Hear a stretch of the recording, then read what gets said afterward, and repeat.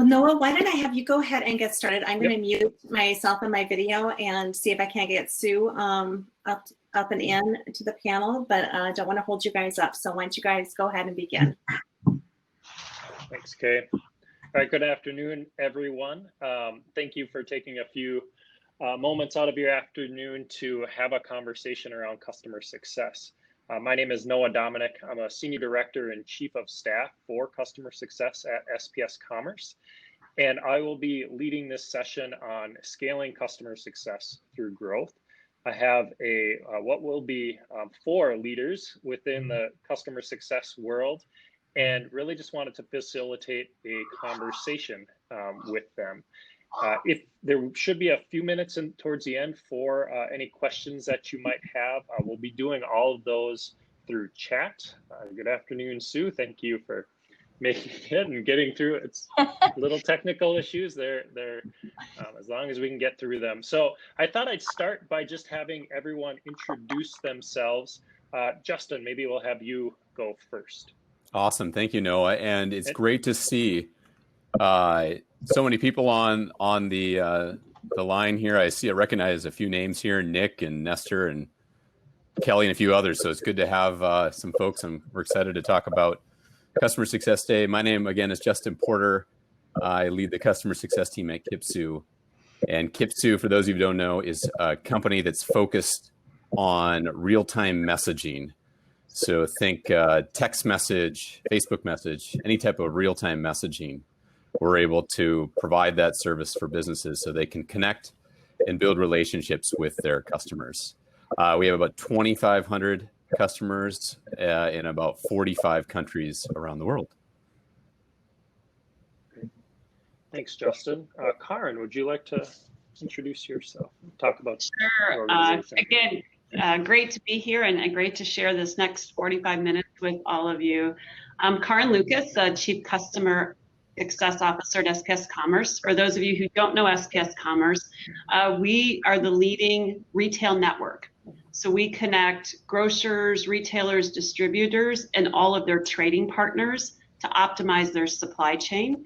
We have about 90,000 customers in our network, and we operate throughout the world. We have team members in India, in Australia, in China, North America, and in Europe, in Amsterdam and London, and in Germany. That's a little bit about SPS. Thanks, Karin. Andis. I want to echo Justin and Karin and say, thank you guys for having me, and really excited to be able to share some of the stuff. So my name is Andis Kancans. I'm the Director of Merchant Success at Sezzle. We're actually a public benefit corp in the fintech space that gives shoppers the ability to split their payments. So you may have seen, it's a fast growing space. You may have seen those little price widgets on a merchant out there. We're in a really competitive space, so quickly growing, but we've currently got over 17,000 merchants and 1.5 million active shoppers. So, and that number just keeps going up and up. So, and Sue. Yeah, hey, I'm Sue Woodard. I'm the Chief Customer Officer here at Total Expert. So I oversee customer support, customer success, and customer engagement. And we have about 140 enterprise customers representing nearly 40,000 end users. And our customer base is primarily financial services. So banks, credit unions, lenders, mortgage lenders, all US based for now. But it's a customer experience platform, and it just gives our customers the tools they need to create better outcomes for their customers and members in turn. So, and yes, echo what you're all saying. It's great to be here with everybody today. So maybe go a bit deeper. Sue, we'll stay with you for just a moment on the size of your organization and more into the products that they're serving, the industries. And you mentioned the locations already. Yeah, but just, again, it's financial services. And so we really do work primarily, again, banks, credit unions, lenders, mortgage lenders. And really in terms of, what we're doing for them is it's all about, we have a deep belief that financial well-being really improves lives and strengthens communities. And so it's putting a customer experience platform in place to really help tie all those pieces together. I think, everybody listening has a banking relationship. And very often it seems like they don't do a great job tying the pieces together to know who you are, right? It's like they know checking account Justin, and they know, mortgage loan Justin, and they know debit card Justin, but they don't know, all of Justin, right? And so it's really helping kind of take that data, tie the pieces together, and then just be there at the right time with the right message for the right person to that end consumer. So ours really is truly, it's a B2B2C to our for our customers, and then in turn the customers they serve. Great. Karin, maybe talk a bit more about your team that you lead and the customers. Sure. So if you think about a retail trading network, picture any retail store or anywhere you go online, it is filled with things that you can buy. And it's that connection between those retailers, all those suppliers that sell their goods through their stores, as well as logistics companies that help bring those to the different places. So what we do is connect that ordering process, making sure that all the players in that have great visibility into the data and what's moving, so they can optimize their supply chain. So our customer success team provides the design for those solutions, the expert consulting, we do the implementation, ongoing account management, and then the training and customer support. So the whole end-to-end process.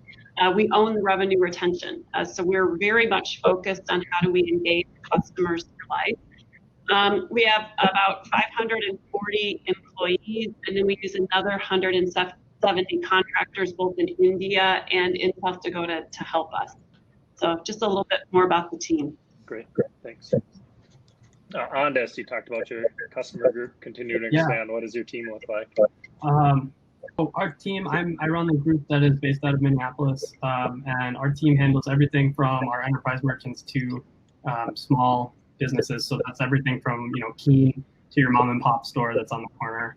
A good example is Pacifier, based in Minneapolis, is one of our merchants. So we run the gamut from large to small. And with those 16,000 merchants, you can imagine there's every combination of e-commerce platform, accounting software, ERP. So our team really needs to be experts in how all those things differently mesh together. Great. And then Justin, maybe one last little bit, describe your team. Yes, so we offer at Kipsu the core product is a messaging application that's a web app that's used primarily in the hospitality industry. So do a lot of work with hotels. So if you ever stay at for instance, the Hilton Minneapolis, you might be checking into the hotel, and when you check in, they'll confirm your mobile number, and then they'll send you a welcome text shortly after you've checked in that says, "Hey, how's everything going? And how's your room?" And gives you the opportunity to connect with the hotel staff there in sort of a concierge. So we do that with just about every major hotel brand that's out there. And again, that's why we're in over 45 countries, is with the relationships that we have with those brands like Hilton. As far as how we're organized customer success-wise, is customer success is responsible for everything post-sale. And so we've got a team that onboards, we've got a team that does account management, and we include also customer support. So we offer a 24/7 support team that's all based here in the Twin Cities. So our team is all here.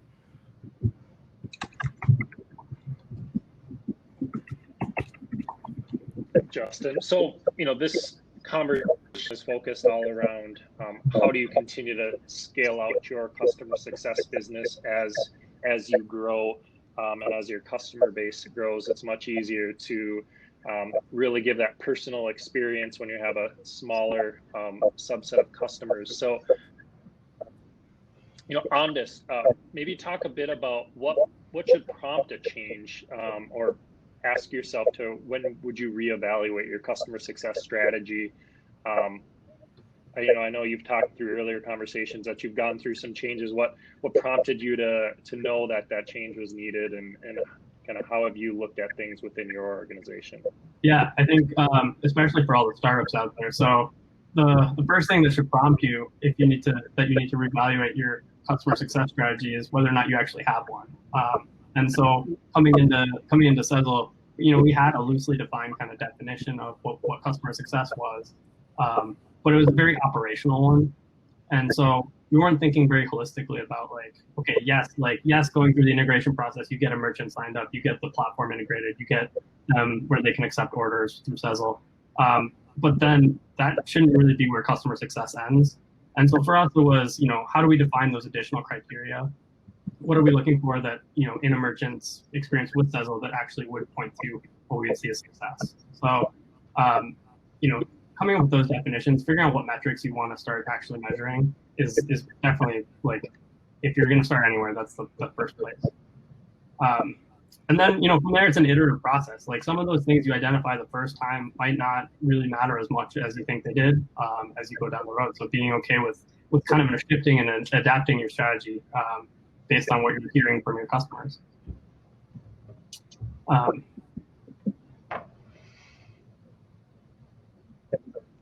Need to remember to mute myself every time to stop that feedback. But Justin, maybe talk a bit about what you've done in your organization, how you've changed your strategy over time. Yeah, so just to give you a little history on Kipsis, so we started back not too long ago in 2011, and spent some time figuring out again our customer success strategy, which was really just focusing on how do you take care of your customer, right? When you think about it, fundamentally, it's how do you add more value and make sure that your customers are happy, right? If you can do those things, keep adding more value and make them continue to keep them happy, then they'll stick around.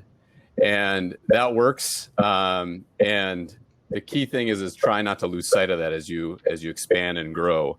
And as we've expanded, while we spent a lot of time in hospitality and growing that industry, we've also branched out into other industries. And, while we have a pretty simple from a product standpoint, just one core product that we offer, it is highly customizable. So we spend a lot of time working with customers to customize it to their needs.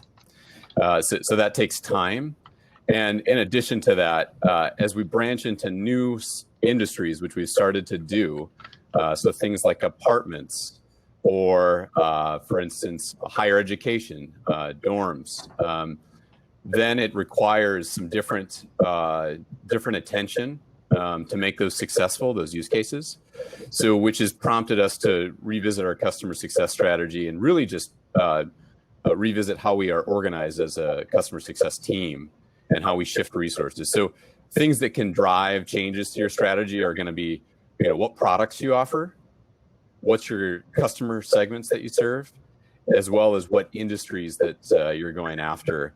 And as those evolve, you're going to want to take a look and allocate your team accordingly, so that again, back to the fundamentals, is how do you just make sure that those customers are taken care of, that they're getting value and they're staying happy. Yeah, so you touched on a couple of key points, I think, around segmenting, right? So I know that becomes critical as you continue to grow your customer base and your team, creating that focus.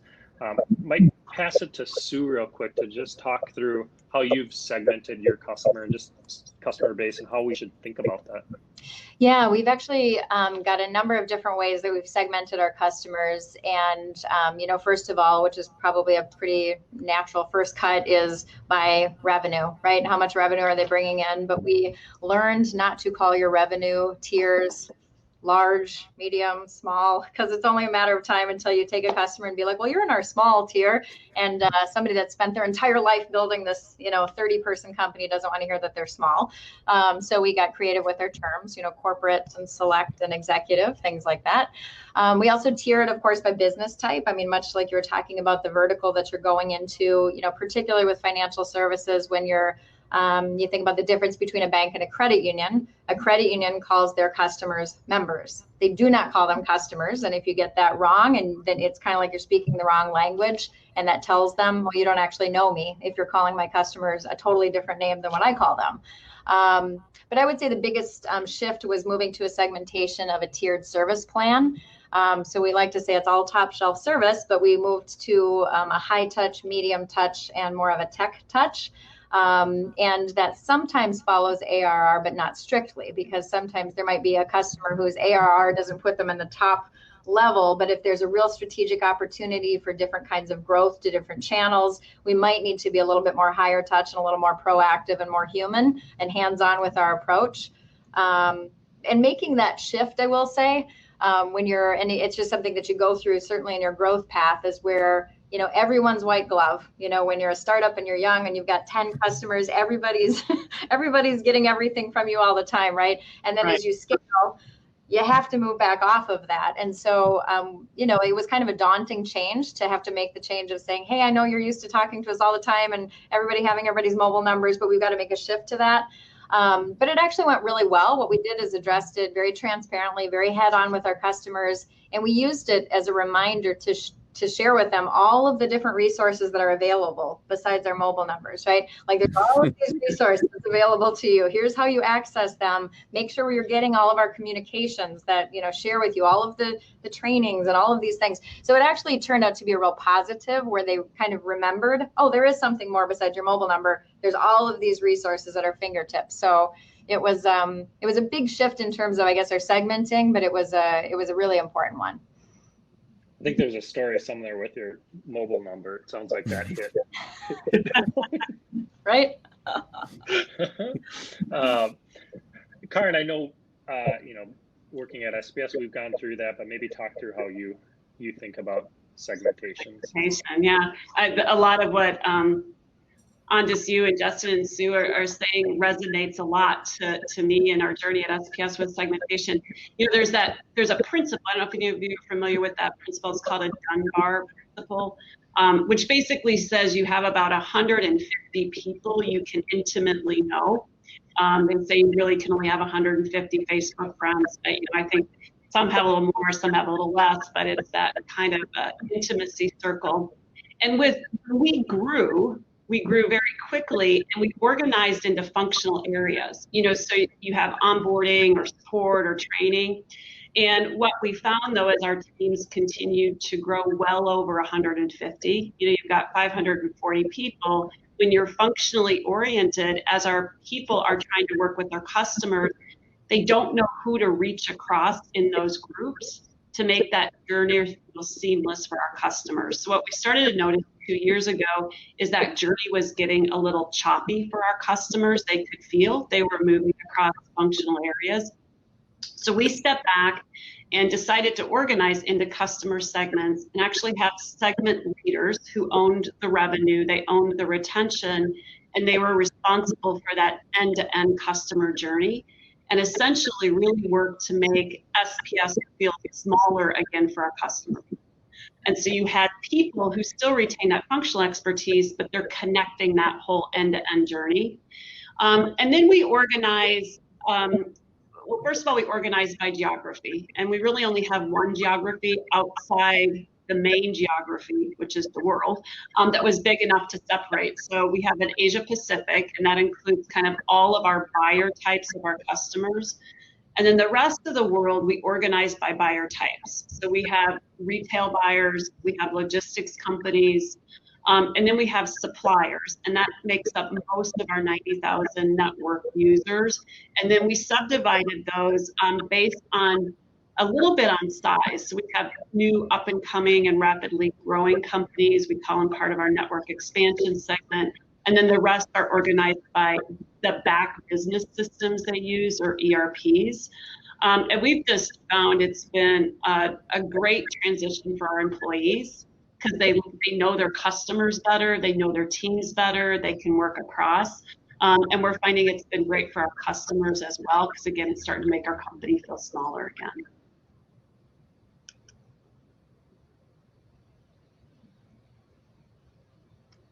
Oh, you're muted. Oh, no, you're muted. Got it. Sue, can you talk a bit more about the tiers that you created and kind of how that differs and how your treatments are there segments within those tiers as well, or is that to Sue now? Sue, yes, yep, to Sue. Sorry. Okay, so I'm sorry. Say the question because I thought I was. More, sorry. Yeah, no, just going a little deeper on how you segment And are there segments within those tiers then as well, or is it pretty clean? It's been pretty clean right now. I think, as I said, we tend to go, first cut by revenue, second cut, making sure that we're clear on, what business that we're serving, kind of what channel that we're serving.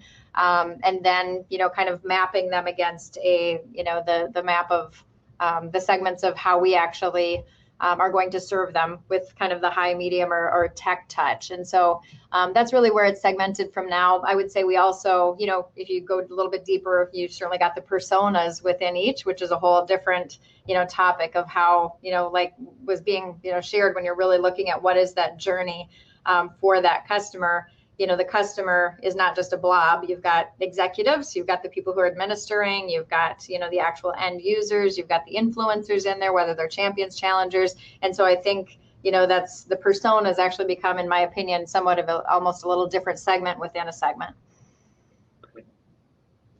So one of the, I think keys to all of this is making sure that we know that any of the work that we're doing is actually mattering to the business, which you get into the metrics. And Karin, you mentioned one of the key metrics to look at, but maybe talk through how you look at whether the customer success team is being successful or not, and what metrics you lean on. Sure. So we did a couple of things. One is, so our solution includes people, process, and technology, because we're an outsourced vendor. So it's not only that tech side, but we also make sure we bring the expertise, and that you guys had talked to about the 24/7, Justin, you were talking about 24/7 support through all their life stages. So what we did is we stepped back and talked more about qualitatively, what are the moments of truth for our customers, that we make sure everybody understands what we mean when we say we're going to provide that full service and expert support. And so basically define 3 pillars of how do we make it easy. People just want things to work, especially business and running an efficient supply chain. You just want it to work. Our customers expect that they know us when they reach out to us. So how do we make sure our folks are equipped with all of their information right at their fingertips so that we can demonstrate that intimacy? And then how do we help our customers on a proactive basis extract as much value as they possibly can for our solutions? That kind of defines qualitatively what the North Star is and what we're all aligned in doing for our customers.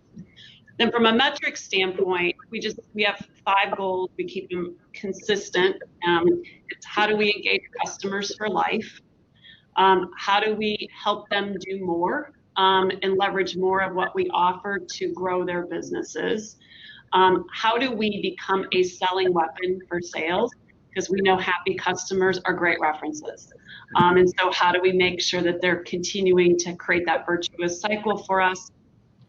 Obviously, we all pay attention to margins. So how are we just doing what we need at that right cost value? So we're only doing the stuff that matters, and we don't do the stuff that doesn't matter to our customers. And then none of it's possible without engaged, retained, developing employees. So we metric all of those. What we probably pay most attention to is the revenue retention side. And then the other ones, engaged employees, the two go hand in hand. If you don't have great people, you're not going to get the retention, and vice versa. And then the rest of it just all out intense focus on. Great. Andis, perhaps share just kind of uniqueness within your business. What metrics are you looking at? Yeah, I think actually we're pretty similar to SPS in that we're KPIing against outcomes, but then also against actions. And we've invested heavily in data. We just feel like the better picture you can get for numbers, the easier it is to make those decisions. And so if you run into Nili in the group room, he's one of our data scientists. Like we've really put a lot of value in that, and we're getting a lot of value out of it. So we're understanding things about different success milestones within our own product and how where we expect merchants to be at any given time. And if they get too far away from where we expect them to be, that's where that personal touch comes in, and our team is able to go do some digging. We also look at things like NPS. I mean, NPS is not a perfect metric, and I strongly advise people to not over-index on it, because you might get a 6 where they say everything's perfect, this is a great product, just too many emails.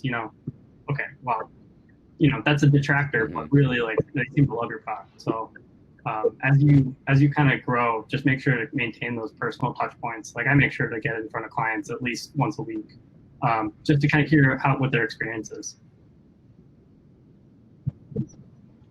No, that's a really good point. You need to talk to the customers is one of the better metrics that you can get out of things.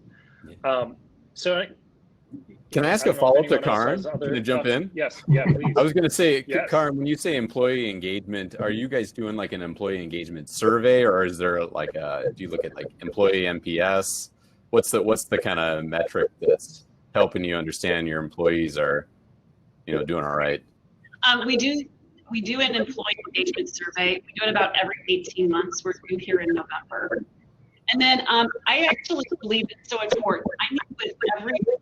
I meet with groups of people leaders. If you take my leadership team, I work with them and then their groups of leaders quarterly to talk about where are their people at, what's most important for them, what is their engagement plan, and stay very accountable that we're actively listening to our people and we're putting in place the things that are going to matter that allow them to do what they love to do and working with our customers. What I've said as we're approaching this upcoming survey in November is that leaders should be able to predict their score. Yeah. Different business situations are going to cause them to be high or low, but I'm actually going through that exercise of having people predict right now where they think they're going to be, what their highs and lows are, because it really helps us gauge how in tune we are with our teams of people. So what do you do, Justin? Are you doing engagement surveys? We do engagement surveys, yeah, and we're thinking about doing something more frequently to whether it's an NPS or just kind of just gauge more often, other than what we hear in reviews and that kind of stuff. We're kind of a data geeks and nerd for numbers, so we're always kind of looking at what are the best metrics to look at from both the customer and the employee side. Another, I guess, follow up on this when you think of different metrics. If you guys, and this is kind of a question for the broader group, if you guys looked at something like customer effort scores, where you see how easy it is for a customer to get an issue fixed. Any of you guys have that type of metrics in place that you're collecting? Karin's shaking yes, so SPS does. Well, interesting. We've actually had a couple of teams where we were heavily opt metric throughput, and we were pivoting them to focus more on the customers and be more customer consultative. So that team just started to mention CES scores, and drop the productivity stats. Well, their CES scores went up, and so did their productivity stats, and so did the employee engagement.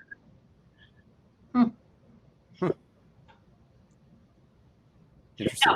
Now, speaking of data geeks, we've actually found what will correlate more to increased retention is if our customers answer the survey than how they score us. So we've been focused on how to get them to give us feedback and create that virtuous feedback loop, because no matter what they tell us, engaging to give us feedback is more important than what the actual score is. I 100% agree with that. We found a huge correlation between, and it's like any relationship. If it's when people are still in it with you and they're still fighting and they're still saying, I'm mad, there's still something there. It's when people go silent that that there's a real problem. So yeah, the point is spot on. Yeah. Do you know what kind of response rates you guys get when you're surveying your customers or employees? And that's not to put you on the spot, because there's a million metrics to track, and that is like the key is like, how do you get your customers as well as your employees to respond? We do track our response rates on NPS as much as we do the raw score, because I agree very much with what Karin said. Sometimes don't, or whoever said that, like, don't fall in love, don't believe your score sometimes, and don't get too wound up with it. But we do, we actually KPI our customer success managers on response rates, because that shows us that, hey, they're still engaged. And we encourage our CSMs to encourage their folks to actually respond. And so our response rates have been around, 30-some%, which we're actually pretty proud of. But we also segment our NPS by the personas I mentioned earlier, the executives, the admins, the end users, so that you're really getting a full picture. What are they telling you? But I agree with what Karin said. Are they telling you anything at all? This is the most important thing. I would add that. Yeah, we track every customer interaction. So if they're logging into the platform, if they don't log in for a while, that's probably a bad sign. Every single touch point is a touch point. Yeah. Yeah. Any other, like I call them counterintuitive metrics that any of you track or pay attention to that perhaps you only learned after scaling out your customer segments? We pay a lot of attention to customer engagement scores, health scores and engagement scores where, it's kind of on a variety of different metrics. So it's somewhat blended. And we found that you have to balance and rebalance them in time. In fact, one of the things that we put in our health scores for our customers is the CSM gut check. Because sometimes you just feel that something's off, right? Like all the numbers can look right, but you just get this, your spidey senses are going.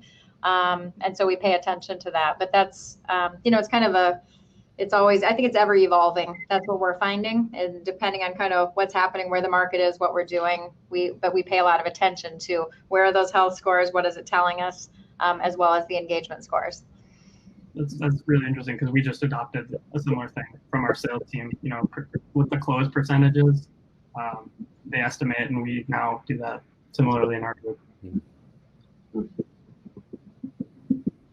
Yeah, so a big, I think, trick to all of this, right, is all of us are trying to continue to grow our customer base, grow our companies and our revenue.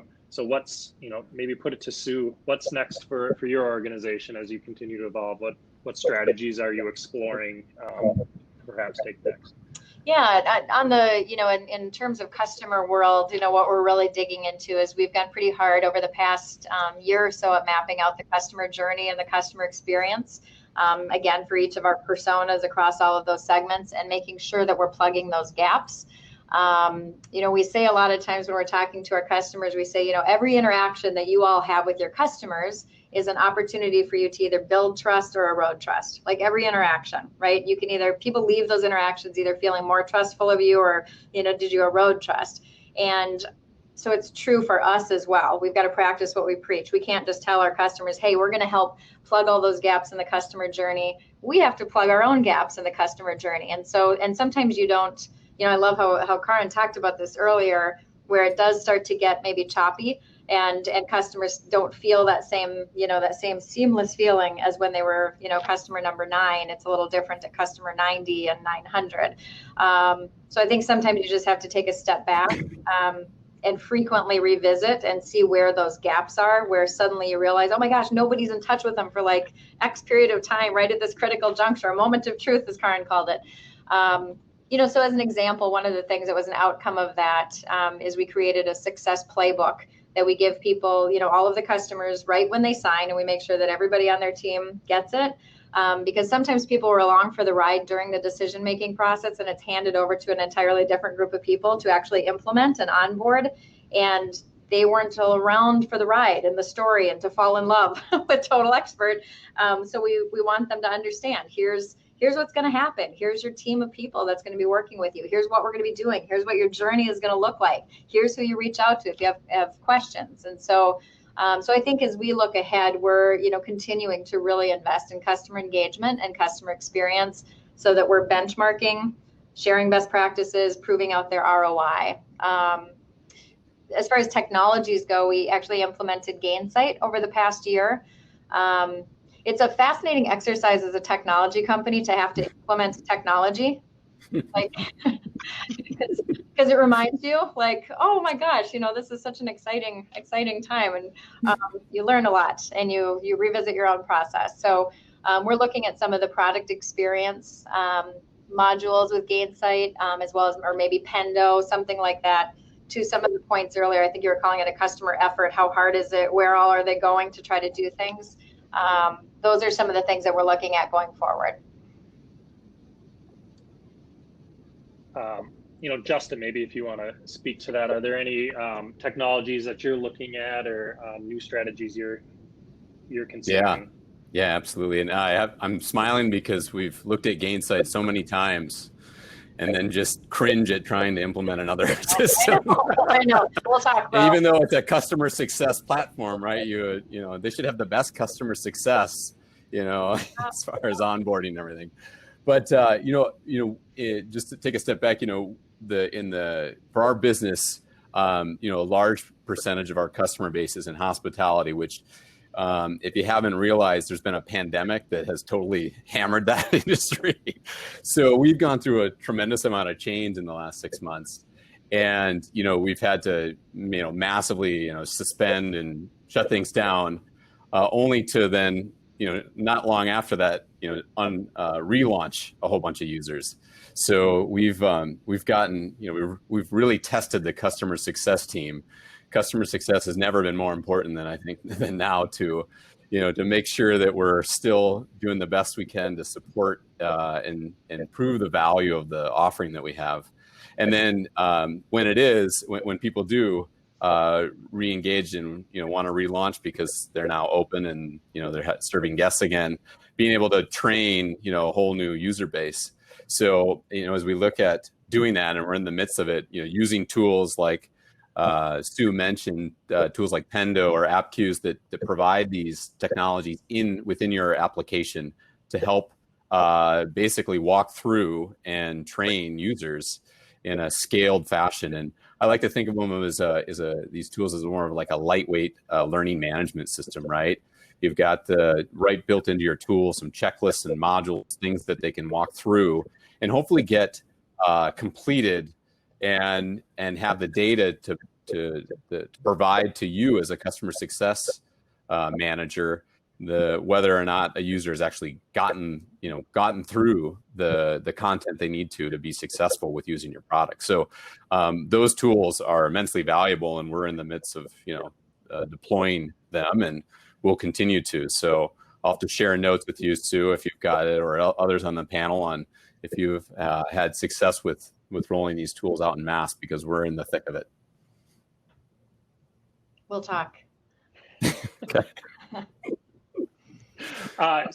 I'm gonna switch to. There's a couple of good questions in the chat, so I'm gonna just put this out to the group.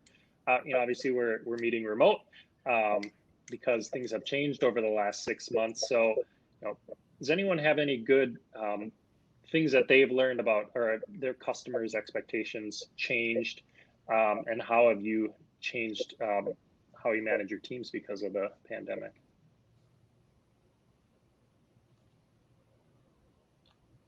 I'll give one, just kind of one piece. For us, a lot of our customers right now are, being in financial services, whether they're on the bank side or the mortgage lending side, they are blessedly super, super, super busy. So it's kind of the other end of the spectrum from somebody being on a hospitality where their business has really declined. If you're in the mortgage industry, it's like you're standing on a money machine. The banks have been dealing, with the PPP lending earlier in the year. So I think for us, sometimes the expectations were just that their needs are different. They're not going to have time to spend in the same ways. We're obviously not getting together with them. And so I think for us, it became a lot more about how do we drive efficiencies for them? How do we make things easy? How do we push things out to them in a way that's very consumable for them? So that's been the biggest shift for us, because again, weirdly, a big chunk of our customer base being in mortgage, this has been a windfall for them because interest rates are basically zero. So very grateful for that, but it definitely is a little different end of the spectrum. We've so had put this question to. Oh yeah, go ahead on this. Oh no, we just had. Being in e-commerce, we had a similar kind of bump when everything basically moved online, and so for us, like very similar approach, right? Making sure that self-service is available to anyone who needs help, and they can get what they need without too much trouble. And then if it's anything beyond the norm, having quick pathways to our team to be able to get the help that they need. But people want things faster now. So that's the biggest change in the last 6 months. That's very true. Karin, you might be muted. Minimize feedback. I was going to say, on just the speed thing, we see that too, especially with our customers, is they're adding new trading partners. at getting folks up within 24 hours or sometimes same day to be able to get things like face masks into stores that need face masks. I mean, that has been just something that we've seen. You know, the fact that we had the Super Bowl, you guys remember the Super Bowl? So during that time, we arranged for all of our employees to be able to work remote. So we actually went remote during that period. It was the best thing because we were able to flip and go remote without missing a beat with our customers. So we had all of our business processes down. So we were really grateful we had the trial run with the Super Bowl.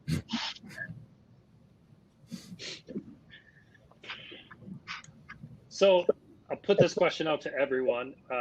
Just one best tip for early stage startups to ensure that customer success matters, or any other tips as they're building their customer success teams. Justin, perhaps you want to go first? Yeah, sure. I think the main thing with customer success, and you know, I started with Kipsu as the first customer success person, and you know, built the team up to over 20 people. And I think the key thing to understand is that customer success is not a department, right? It should be ingrained in the company and the culture and the DNA, because if you have that customer centric point of view, it's going to do well for all parties, right? You're gonna have happy customers. You're gonna have employees that know the importance of serving customers. So, and it doesn't just happen in customer success. It happens throughout the entire journey with, you know, sales and all throughout the pipeline of engagement. So, yeah, again, it's not just one department. It's the whole company. I'll piggyback right on top of that, because I was going to say something very similar. And I remember when I started at Total Expert 2.5 years ago, and customer success was, you know, very small department. And my role, Chief Customer Officer, I had to like ask our CEO, Joe Well, did you make that up for me? Is that like a real title out there? Like, it's awesome because it's so customer centric. But I remember the first meeting that I walked into, he walked up to the whiteboard, and he wrote, customer success is number one. I was like, oh my gosh, this is awesome. Like, some team that I lead is like the number one department. This is amazing. And it turns out that he writes that on a whiteboard in front of every single meeting that he's in, because that is our core value, is that customer success is number one. And it's what Justin just said, is that everybody in your company is responsible for customer success. So the tip that I would give is, as you build out that customer success team, build really strong bridges to every other area of the company, and make sure that you're listening to the customer through their ears, and that you're sharing the voice of the customer to them as well. You know, Karin said earlier, you know, kind of meeting with different groups, you know, different functional groups.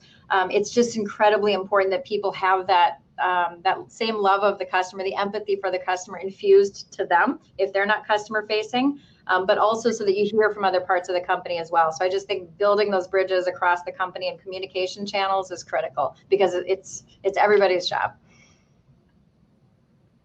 Karin, we'll pass to you. Or Andis, go ahead. Yeah, Justin and Sue just nailed that. That's exactly right. Like, the mentality is where it all starts. The only little piece I'll add on is don't let perfect be the enemy of good, because it is an iterative process. You're not going to be in the same place a year from now as you are right now. You know, implementing a new customer success software is like a start, right? So I imagine Sue is going to be in a totally different spot a year from now. So just keep building on it. Great. Karin? I don't have anything else to add. I think my colleagues summed it up really well. Great. We're coming close to time. Are there other questions, other things we perhaps missed through this conversation that their audience or panel? I'm not seeing any other questions. So again, appreciate everyone taking some time out of their day for this topic.